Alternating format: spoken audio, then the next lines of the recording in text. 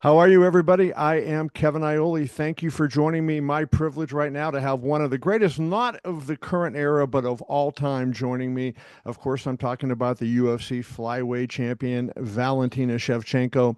She will defend her championship in Montreal on UFC 315 on May 15th against Manon Fiorot. Valentina, welcome. How are you? Thank you, Kevin. So good to see you. Good Feeling to good, ready for the fight. Yes, I can imagine you are. Let's start with here. How does things change in your life that your sister walked away, right? Your sister now is an ex-fighter, and she is a pilot. Is she still part of your team? Does she work with you a little bit? How do things go now that Antonina has walked away from MMA? Oh, last few years, once she became like professionally dedicating her career to the uh, uh, uh, flying career, Yeah. being a pilot, it's a completely different itinerary, different schedule, and she's busy with flying, and so yeah, it's kind of like a new chapter for her in her life, and yeah, I'm missing my training partner a lot. How about you? I mean, she's been around a long time, had a lot of fights. You have had that. How long do you want to do this? You're 37 years old now. What else do you have to prove? Like everybody knows that you're the greatest flyweight ever. What else is there to prove for you? You know what's the best part? I'm not proving anything to no one. I just enjoying the martial arts life, what I have, because for me, martial arts since day number one, it's kind of like it's feel all my steps, all Hmm. my it's my passion. And when you are not in rush to prove something to someone, it's kind of like changing your approach to the things. I just do what I love. And Interesting. it doesn't matter numbers, it doesn't matter years, it doesn't matter anything as long as you feel refreshed, as long as you feel the same motivated, as long as you feel healthy, as long as you feel the same desire to be present in what you're doing. So I don't believe in all these things about like Mm.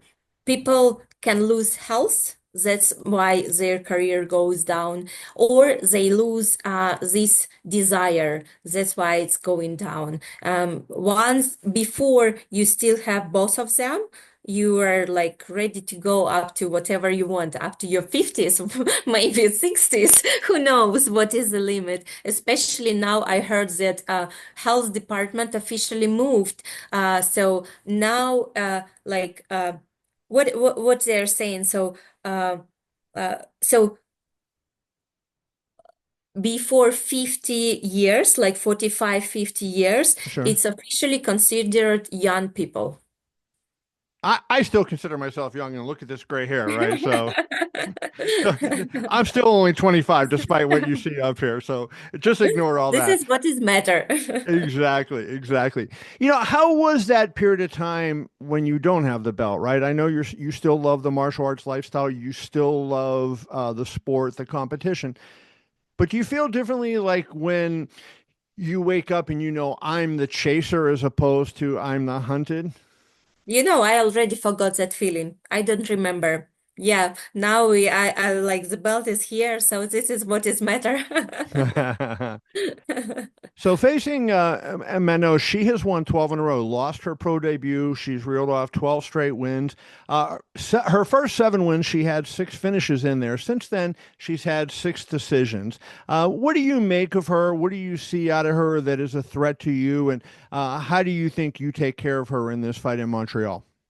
Definitely, when we are speaking about high-level competition, and here in UFC, we don't have any easier opponent, especially when we are fighting for the belt.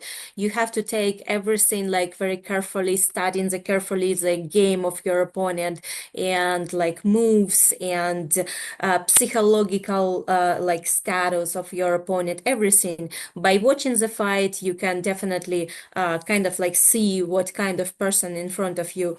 And And yeah, w- this is all things that you have to consider, but the most important is put yourself in your best shape Mhm. and physically, mentally, like in the condition when you are here, present, and ready to do everything, not give up, not 1 second, fight to the end. This is the like goal what myself, my coach Pavel, all my team was working on. And the goal number one, to be the bullet and like put all the power, strength, and like conditioning in the fight and dominate the fight, win the fight, and get the belt, get the victory, and like do everything what you need to have success. When you won the fight at the Sphere, which I guess I got to ask you, what was that experience like fighting in that venue? That was different. But when you won the fight and you threw the arms up in the air and I saw a joy in your face that I don't know that I've ever seen. You celebrate effusively when you win, you do your dance and everything. But it seemed like to me maybe that win, given how good the opponent was, meant more to you maybe than some others. It's not about only opponent, it's about all the circumstances, what it was in front. The third fight, why we had the third fight, only because the second fight, what I won, it's they gave a draw, and Right. it's kind of like stay in the same place. With a draw, it's nothing changed, it's the same place. And only like that. If it's only opponent, it's just fine. But when you have your like the whole event, it's made for your opponent, Right. and like everything, and everyone wants to cherish, and everyone wants to celebrate because that theme of the event, it's like that, and you understand that you just don't have any right for not one little mistake. Nothing. You have to be perfect. You have to do every single move just perfect. And I would say mostly this was like, yes, we did it. Like this was a face impression, not the opponent, not only the opponent, Right. but the all around The things. What, circumstances. yeah, the circumstances, what's leading into this fight. Let's wrap up with this. Amanda Nunes, the Hall of Famer, she was just inducted or selected for the Hall of Fame, will be inducted in June. She is coming back. She said she's coming back to fight. It's like the old guard is all back now, right? So when you have Amanda, Juliana Pena out there, where do you think women's MMA is now relative to where it was, say, when you joined the UFC? Do you think we have seen growth, and do you think that the quality, not just at the very top, but say, going from 6 to 10 or 6 to 15 in the rankings is better than it's ever been?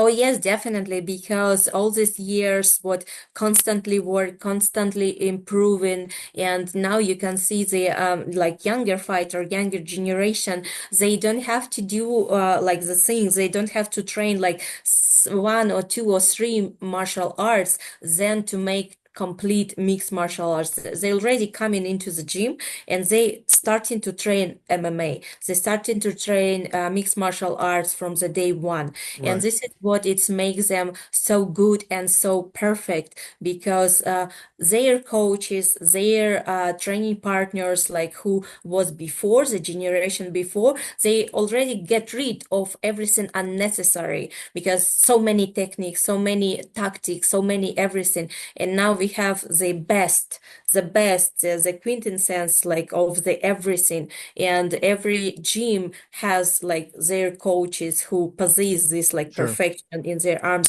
and they give to their students already the best technique, and they imagine their own talent and the experience of all generations who was like working on these techniques, and now they are just like shining with these new skills of mixed martial arts. I think it's not only about female sport, female mixed martial arts, it's about mixed martial arts like in general. Now the new generation of fighters, they are just so good. That new generation of fighters has one thing they got to learn to do: beat that woman right there, and they haven't been able to do that yet. That Well, is very hard.